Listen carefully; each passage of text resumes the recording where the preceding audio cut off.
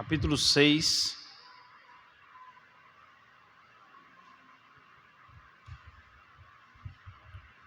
versículos de 7 a 13.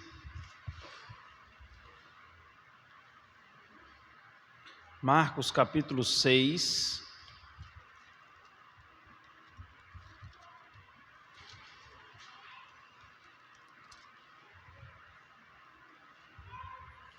versículos de 7 a 13. Eu farei a leitura, os irmãos acompanhem. As instruções para os 12, 7 a 13. Assim diz a palavra do Senhor. Chamou Jesus os 12 e passou a enviá-los de 2 a 2, dando-lhes autoridade sobre os espíritos imundos. Ordenou-lhes que nada levassem para o caminho, exceto um bordão, nem pão, nem alforge, nem dinheiro, que fossem calçados de sandálias e não usassem 2 túnicas. E recomendou-lhes: quando entrardes em alguma casa, permanecei aí até vos retirardes do lugar. Se em algum lugar não vos receberem, nem vos ouvirem, ao sairdes dali, sacudi o pó dos pés em testemunho contra eles. Então, saindo eles, pregavam ao povo que se arrependessem. Expeliam muitos demônios e curavam numerosos enfermos, ungindo-os com óleo.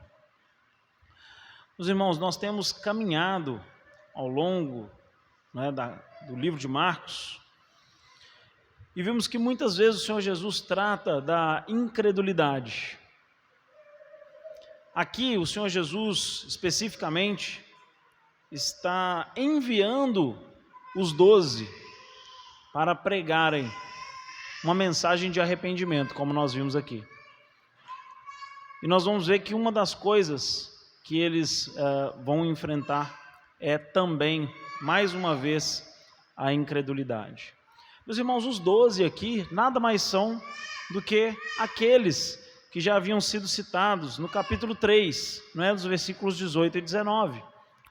Dentre aqueles discípulos, Jesus separa 12 para serem aqueles que ele iria enviar. Daí o sentido da palavra apóstolo, é aquele que é enviado, comissionado diretamente pelo Senhor Jesus. Então vejam, é um pré-requisito para se tornar um apóstolo ser chamado diretamente pelo Senhor Jesus e ser enviado por ele. Sendo esses André, Filipe, Bartolomeu, Mateus, Tomé, Tiago, filho de Alfeu, Tadeu, Simão o Zelote e Judas Iscariotes, aquele que traiu o nosso Senhor. O Senhor Jesus, portanto, chama os 12 e dá autoridade para eles, para que eles pudessem pregar. Aqui é a primeira vez que o Senhor Jesus envia eles para que eles pudessem fazer isso de forma à parte do Senhor Jesus. O Senhor Jesus dá essa autoridade a eles e agora então eles vão fazer isso sem que Jesus estivesse perto deles fisicamente. E aí então nós podemos entender que aqui o Senhor Jesus está de certa maneira preparando aqueles homens, porque em breve o Senhor Jesus iria morrer, iria obviamente ressuscitar e iria subir aos céus. O Senhor Jesus não iria estar presente fisicamente para sempre com eles, fisicamente não.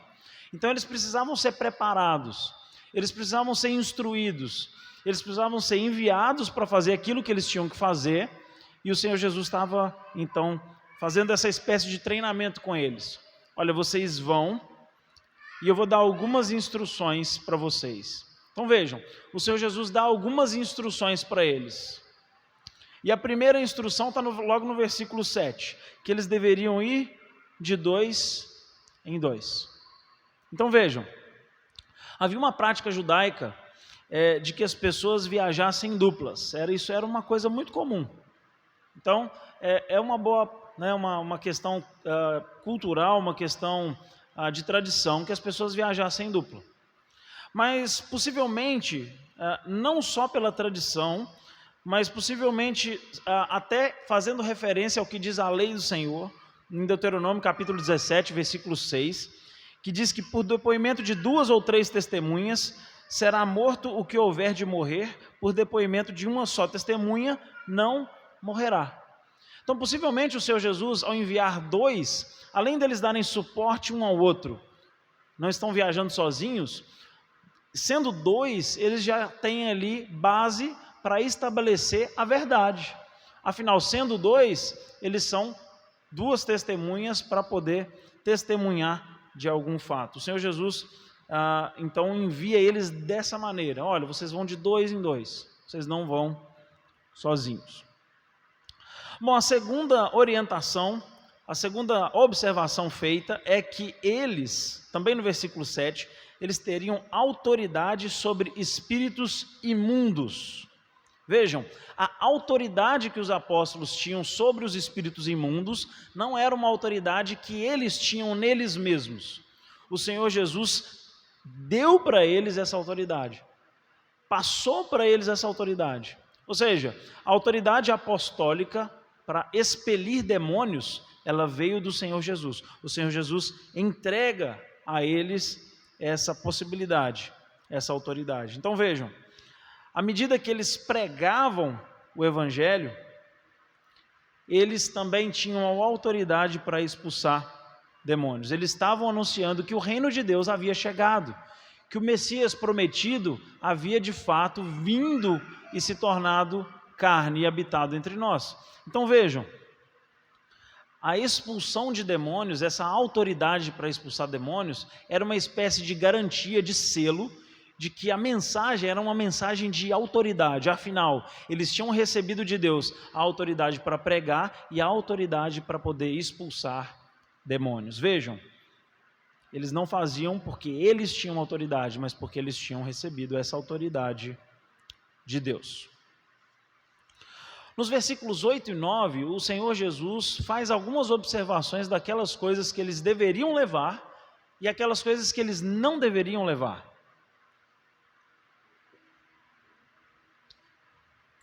Vejam, o Senhor Jesus diz que,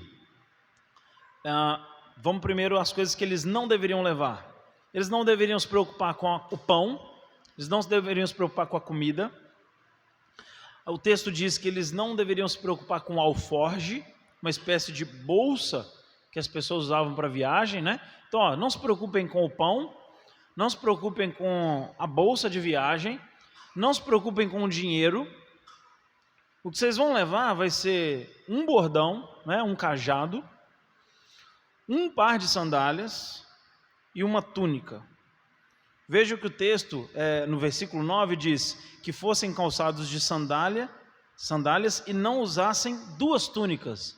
Ou seja, uma só seria suficiente. O Senhor Jesus está mostrando para eles que eles não deveriam levar coisas em excesso. E eles deveriam se preocupar somente com essas coisas. As outras coisas, o pão, não é? Aquilo que eles deveriam ter como necessidade, o dinheiro, essas coisas eles deveriam, então, de fato, confiar em Deus para todas as coisas. Então, aqueles que iriam recebê-los nas suas casas, eles é que iriam fornecer o pão e aquelas coisas básicas que eles iam precisar. Essas coisas seriam providas por esses irmãos, eles não precisavam se preocupar. Essa é a orientação do Senhor Jesus. Uma quarta orientação é que eles tinham que se contentar com a hospedagem que eles recebessem. Vejam, no versículo 10, o Senhor Jesus recomenda para eles o seguinte: quando entrardes na alguma casa, permanecei aí até vos retirardes do lugar. Vejam, eles estavam com o objetivo de ir pregar o Evangelho, uma mensagem de autoridade. Eles estavam ali, inclusive, com autoridade para expulsar espíritos imundos, e eles iam ficar onde desse. Quem recebessem eles iam então ficar, sem luxo, não é? Eles iam comer o que tivesse, iam dormir aonde desse, eles iam viver dessa maneira, dependendo de Deus para todas as coisas, não é? Então, aqueles que iriam recebê-los iam fornecer todas essas coisas. Outra orientação que o Senhor Jesus dá, mas agora no versículo 11, é que eles deveriam proclamar o juízo de Deus contra os que não os recebessem.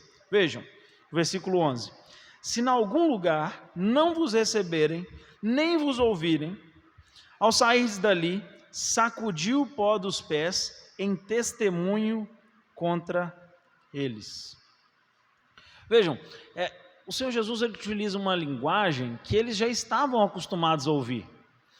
Porque os judeus, quando passavam em um território de não-judeus e retornavam para o seu território, eles tinham a prática, então, de tirar, balançar suas sandálias, o pó. Porque eles não queriam ter nem nas sandálias deles o pó de uma terra que não fosse de judeus. Isso era normal. E aqui o Senhor Jesus está dizendo que essa mesma rejeição que os judeus tinham com os não-judeus, eles deveriam demonstrar como sinal de juízo, como sinal de que eles também estavam rejeitando aqueles que não quiseram recebê-los. Portanto, eles estavam sendo orientados a fazer dessa maneira. Alguns momentos eles não iriam ser recebidos. O Senhor Jesus já está adiantando essa informação para eles. Mas que eles não ficassem, agarrados por causa disso. Não, balancem ali a poeira dos pés, e isso é testemunho contra eles, é o que diz o final do versículo 11, ou seja, contra aqueles que estão rejeitando aquela mensagem pregada pelos apóstolos. Vejam, nos versículos 12 e 13, nós vemos então como que eles poderiam cumprir essa missão. Nós temos o envio do Senhor Jesus, daqueles homens, nós temos as orientações do Senhor Jesus em relação ao que eles deveriam levar, aquilo que eles não deveriam levar, como seria a atitude deles com aqueles que não os recebessem, e aqui nós temos as informações de como eles deveriam executar a missão deles. E essas informações estão nos versículos 12 e 13. Vejamos, versículo 12. Então, saindo eles, pregavam ao povo que se arrependesse. Expeliam muitos demônios e curavam numerosos enfermos, ungindo-os com óleo. Então vejam, eles pregavam uma mensagem, segundo o versículo 12, uma mensagem que tinha a ver com arrependimento. Essa era a essência da mensagem que eles levavam, uma mensagem a respeito de arrependimento, que eles devessem se arrepender dos seus pecados. Segundo, eles também expeliam muitos demônios. O texto não diz que eles expeliam demônios, o texto diz que eles expeliam muitos demônios. Ou seja, era muito constante e de forma numerosa os demônios que eles expeliam. Eles tinham essa autoridade vinda de Deus, para que quando eles pregassem o evangelho e eles expelissem demônios, essa autoridade da pregação fosse de fato constatada na autoridade que eles tinham de expulsar os demônios. E eles também curavam numerosos enfermos, ungindo-os com óleo. O óleo é muito presente nas Escrituras, muito presente no contexto do povo de Israel. Em alguns momentos usado com fins medicinais, em alguns momentos usado com fins culinários, mas aqui o que nós estamos vendo é que o óleo ele era uma coisa externa, física, algo simbólico daquilo que era de fato a autoridade dos apóstolos, ou seja, a autoridade não estava no óleo que eles usavam, mas o óleo era um sinal externo da autoridade interna que os apóstolos tinham para curar as pessoas. Afinal, é isso que os apóstolos faziam. Eles expeliam demônios, muitos demônios, como diz o texto, e curavam as pessoas. Eles de fato tinham o dom de curar as pessoas. Eles curavam as pessoas porque eles tinham recebido esse dom vindo de Deus. E tanto o poder de expulsar demônios e o poder de curar as pessoas eram marcas de que a mensagem do evangelho, a mensagem de arrependimento que eles levavam, era uma mensagem de fato verdadeira. Eram dois sinais que acompanhavam a pregação como uma espécie de selo, de garantia de que o que eles estavam dizendo é de fato verdade. Bom, meus irmãos, estamos diante do texto, sabemos um pouco mais agora sobre esse texto. Eu gostaria de trazer para nós 8 aplicações desse texto para as nossas vidas. Então eu gostaria que vocês se atentassem. A primeira aplicação para os nossos dias, ou seja, nós estamos trazendo esse texto para perto de nós, e como que a gente pode usar ele para viver essa semana. E a primeira aplicação é que nós devemos rejeitar os apóstolos modernos. Vejam, existe aqui um pré-requisito para ser um apóstolo. O que uma pessoa tinha que ter para ser apóstolo? Ele tinha que ser um homem chamado por Jesus e enviado diretamente por ele. Portanto, para ser um apóstolo era necessário ter convivido diretamente com o Senhor Jesus e ter sido enviado por ele. Se não for nesses moldes, nós não podemos confiar que existam apóstolos, e nós sabemos que não existem mais. Então, esse ofício, meus irmãos, de apóstolo, ele se finda com o estabelecimento da base da igreja cristã. Quando os fundamentos da igreja cristã são lançados, não é mais necessário que tenhamos apóstolos, esses enviados, nesses moldes, né, que nós estamos vendo aqui, não existem mais. Mas vejam, vez ou outra nós vemos alguém se levantando e se intitulando um apóstolo. Vejam, esse título não está mais disponível para ninguém. Ele foi ocupado por alguns homens, eles tiveram o seu papel, os fundamentos da igreja cristã foram lançados, eles foram de fato enviados, esse é o significado da palavra apóstolo, aquele que é enviado. Eles fizeram o papel deles, mas agora não temos mais essa função. Então, se alguém chega com esse título, dificilmente o que ele vai falar é algo que seja fiel às Escrituras. Porque se ele aceita esse título, é porque ele não compreendeu o que é de fato um apóstolo diante das Escrituras. Número 2, a vida cristã, ela não deve ser uma vida solitária. Veja, o Senhor Jesus teve uma estratégia de envio para aqueles homens. Ele os enviou de 2 a 2, por diversos motivos que a gente possa achar.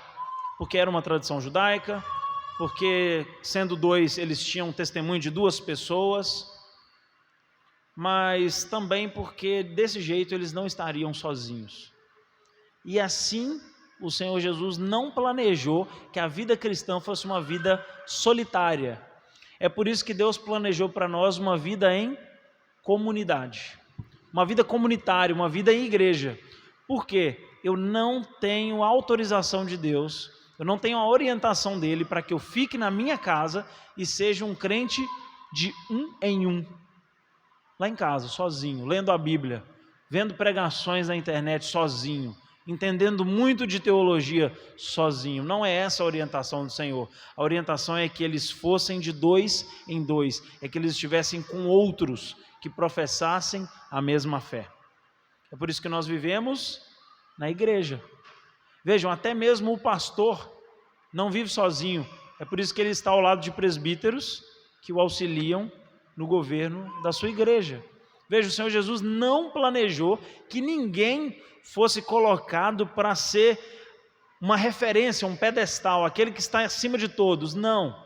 O Senhor Jesus sempre projetou a igreja para ser uma igreja de fato unida, aquela igreja onde as pessoas podem contar uns com os outros, assim como aqueles apóstolos saíram de 2 em 2. Número 3, nós como igreja devemos nos preocupar em formar a liderança futura. Vejam, o Senhor Jesus sabia que em pouco tempo ele não estaria com aqueles homens mais. E ele fez ali um treinamento com eles. Ele estava orientando eles para que eles pudessem fazer a obra da forma certa. Então vejam, o Senhor Jesus está orientando aqueles irmãos, está treinando eles, porque em breve ele não estaria mais com eles. Vejam, nós também, presbíteros, pastores, oficiais, homens, precisamos de preparar outros homens para que então liderem a igreja do Senhor. Porque nós não estaremos aqui para sempre. O Senhor Jesus nos ensina isso quando Ele treina os seus apóstolos, quando Ele dá treinamento para eles, porque Ele pretende que eles fizessem a obra de forma correta. E se a gente quer que a obra do Senhor seja feita de forma correta, nós precisamos de nos preocupar em formar a futura liderança da igreja. Número 4. Devemos pregar para que as pessoas se arrependam, ou pregar a mensagem de arrependimento. Vejam, essa mesma passagem, porém descrita por Mateus, no capítulo 10, nos versículos 6 e 7, diz o seguinte, uma orientação que foi registrada por Mateus, mas que não está aqui em Marcos. Mas de preferência procurai as ovelhas perdidas da casa de Israel, e à medida que seguirdes, pregai que está próximo o reino dos céus. Vejam, a pregação ela não se limitava aos não crentes, pelo contrário, aqueles que teoricamente faziam parte do povo de Deus, que eram de Israel, deveriam receber a mensagem primeiro. Eles deveriam ser alimentados primeiro, eles deveriam ser alertados sobre arrependerem dos seus pecados primeiro. Veja, nós vimos que o balançar as sandálias, tirar o pó das sandálias, era um sinal de rejeição. O Senhor Jesus disse que onde eles não fossem recebidos, eles deveriam balançar suas sandálias, mostrando que aquele povo estava sendo rejeitado, porque eles não quiseram ouvir a mensagem de arrependimento. O Senhor Jesus então pede para que eles pregassem primeiro para os de Israel. E quando eles não aceitassem a mensagem, os apóstolos iriam balançar as sandálias e o povo de Israel iria experimentar a mesma rejeição que eles já faziam com os não-judeus, quando eles passavam no território dos não-judeus e balançavam as suas sandálias. Meus irmãos, essa deve ser a mesma mensagem que nós pregamos hoje, a mesma mensagem apostólica, a mensagem para arrependimento. Portanto, esse mundo que nós vivemos é um mundo, não é, que jaz no maligno, um mundo perdido. A mensagem que nós pregamos é uma mensagem de arrependimento. Se nós simplesmente dizemos que Deus é amor, de fato, Ele é amor. Mas para os não crentes, o mais importante, em um primeiro momento, é saber que Deus é amor em contraste com a ira dele que já está sobre os não crentes. Ou seja, aqueles que não se arrependeram precisam de entender que Deus já está em ira contra eles. E segundo a Bíblia, eles são inimigos de Deus. E quando nós pregamos com o objetivo de que as pessoas se arrependam, ou uma mensagem de arrependimento. Infelizmente, nós não temos esse poder. Felizmente, nós não temos esse poder de fazer com que as pessoas se arrependam. Nós simplesmente pregamos, e é o Espírito Santo que convence as pessoas de que elas de fato estão pecando. Então, meus irmãos, número 4, nós devemos pregar a mensagem dos apóstolos, a mensagem de arrependimento. Número 5, a divulgação do Evangelho deve ter prioridade aos nossos gostos pessoais. Vejam, o Senhor Jesus enviou eles, não deixou que eles escolhessem o que eles iam levar, não deixou eles escolherem o que eles não iriam levar, disse que eles tinham que ficar onde desse, serem então hospedados na casa que eles fossem hospedados, eles então permaneciam lá, até que retirassem eles de lá.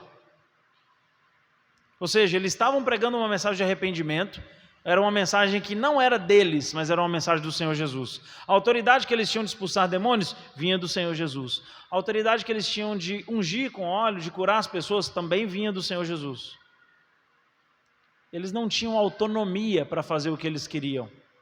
Portanto, o que estava ali na mensagem não eram os gostos deles, mas era aquilo que Jesus tinha orientado eles. Então vejam, quando nós pregamos o Evangelho, quando nós proclamamos o Evangelho, nós não estamos proclamando algo que vem de nós, mas nós estamos proclamando algo que vem de Jesus para nós. E então, por termos recebido de Jesus, nós somos capazes de transmitir aos outros. Vejam, a autoridade dos apóstolos não era deles vinha de Jesus. A mensagem dos apóstolos não era deles, vinha de Jesus. Da mesma maneira, nós proclamamos uma mensagem que não é nossa, portanto, não carrega os nossos gostos, carrega aquilo que Jesus determinou. Número 6. Devemos depender sempre inteiramente do Senhor. Vejam, o Senhor Jesus envia aqueles homens e fala para eles não levarem comida e nem dinheiro. Meus irmãos, vamos pensar. Alguém falar para nós que hoje nós vamos viajar e nós não vamos levar dinheiro e nem comida,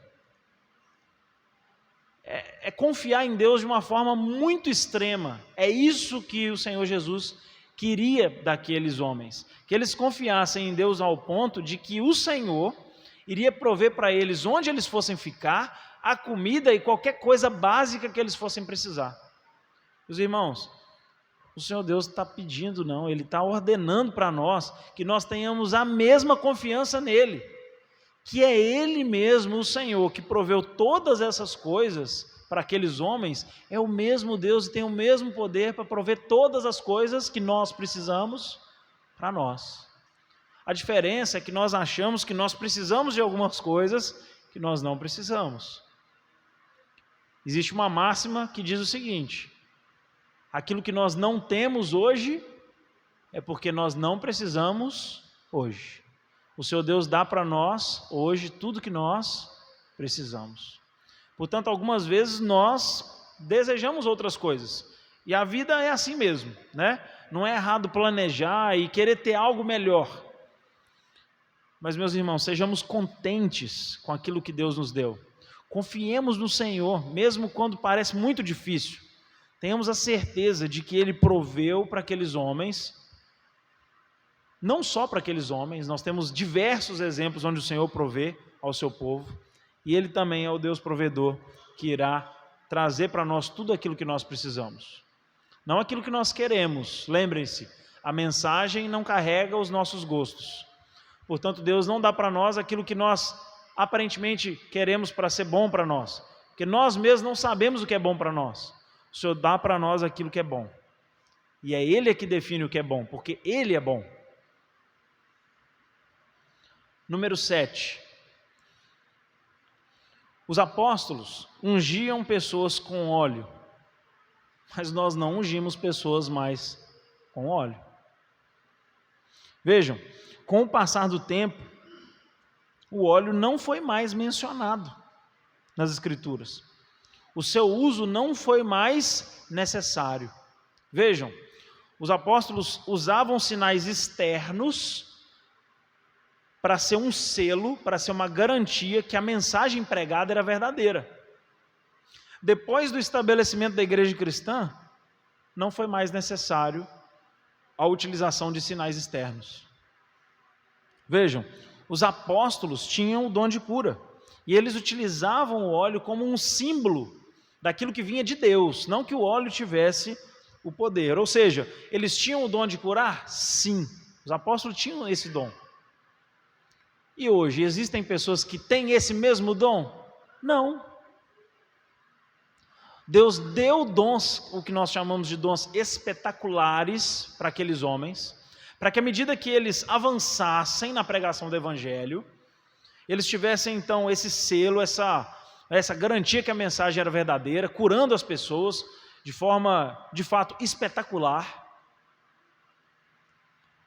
Mas depois da igreja estabelecida, nós não temos mais a menção dessa prática, não é? De ungir as pessoas para que eles fossem curados. Mas o que está acontecendo hoje por aí? As pessoas não estão contentes somente em ungir pessoas, ungem-se também até mesmo objetos, não é?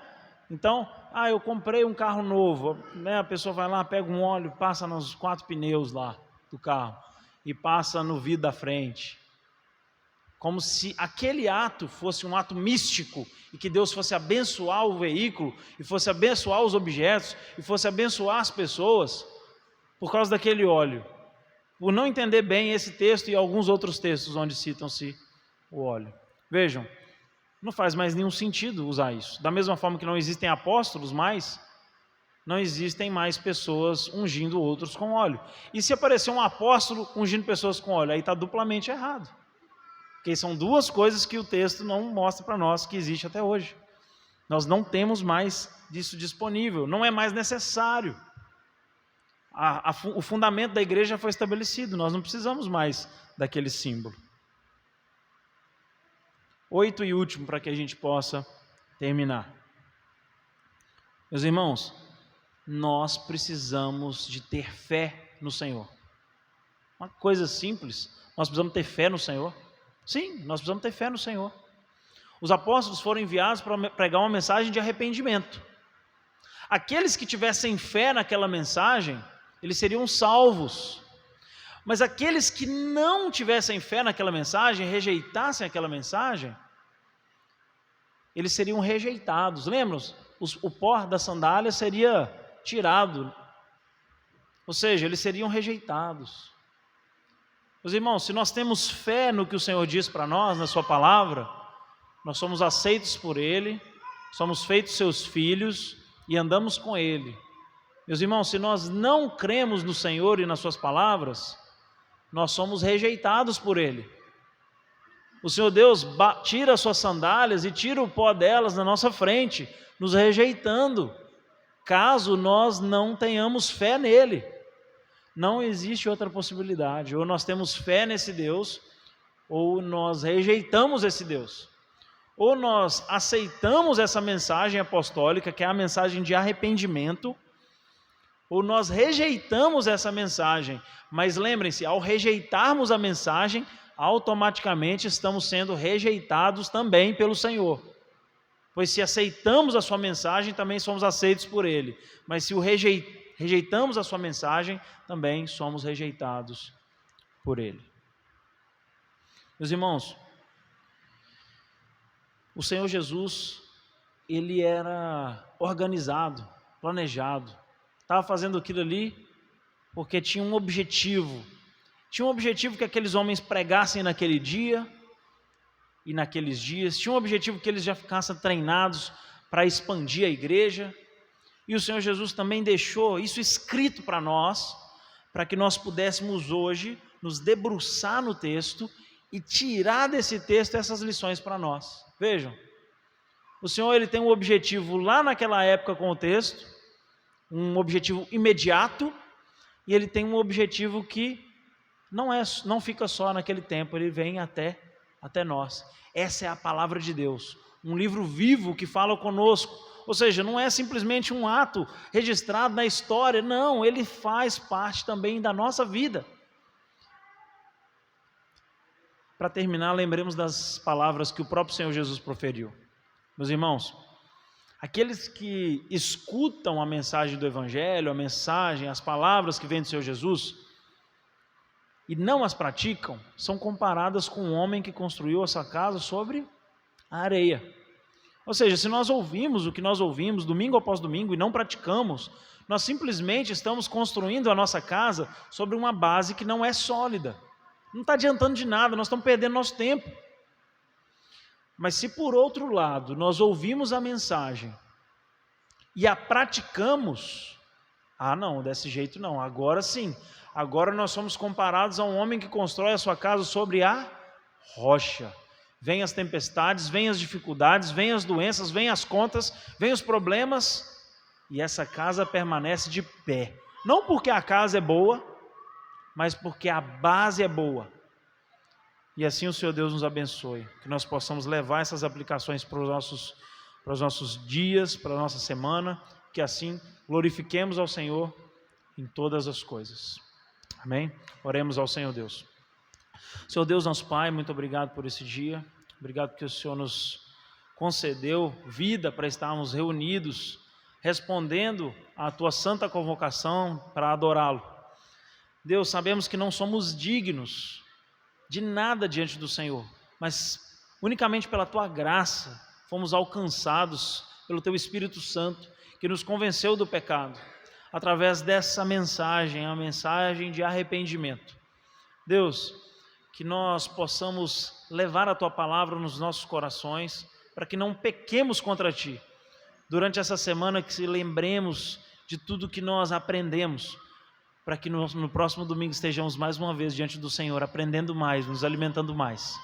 É assim que em louvor nós oramos ao Senhor. Em nome de Jesus. Amém.